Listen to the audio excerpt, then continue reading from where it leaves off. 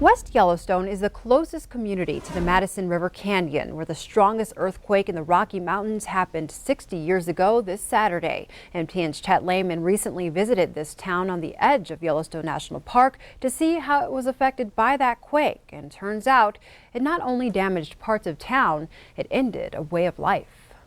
West Yellowstone was in the peak of the summer season. Estimates say this community of less than 1,000 people was home to as many as 8,000 tourists in August of 1959. Some came by car, and until August 17, 1959, some were still coming by train. The Union Pacific began bringing tourists by train to West Yellowstone in 1908 and were doing so up through August 16th of 1959. The August 17th earthquake in the canyon north of here damaged these tracks. It also caused that chimney to collapse, causing $30,000 to $40,000 worth of damage to the dining hall. Union Pacific would repair the building, but by the time they did, they were no longer bringing tourists to West Yellowstone by train. And so combination of the earthquake stopping it and the reduction in usage, they decided not to bring passengers into West Yellowstone anymore. Seeley grew up in this area and was working at the Three Bears Lodge, which he now owns.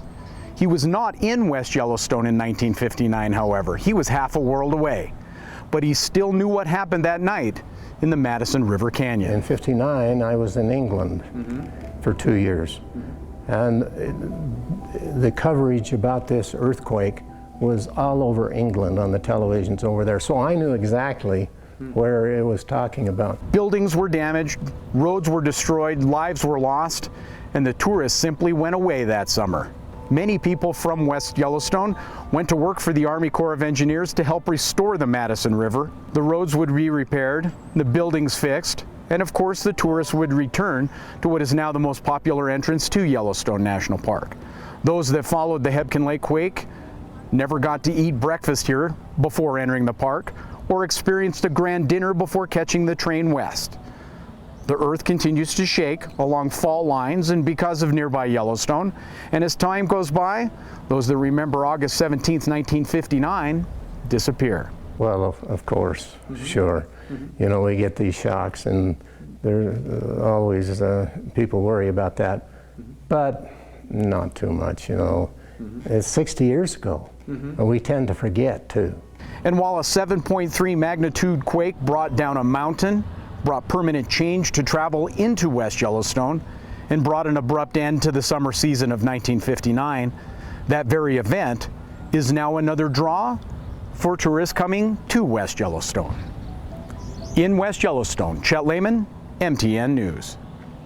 And Chet also talked with Bernadine Johnson, who was operating the Ho Hum Motel in West Yellowstone 60 years ago. She told him a big overstuffed chair in her living room was going up and down, and the waves of the quake ran across the floor. She ended up spending a week on a friend's floor because of the aftershocks. She couldn't stay in her house. Her gas stove and fridge were in the center of her kitchen, while normally they were on the opposite walls. She says those aftershocks continued for at least a week.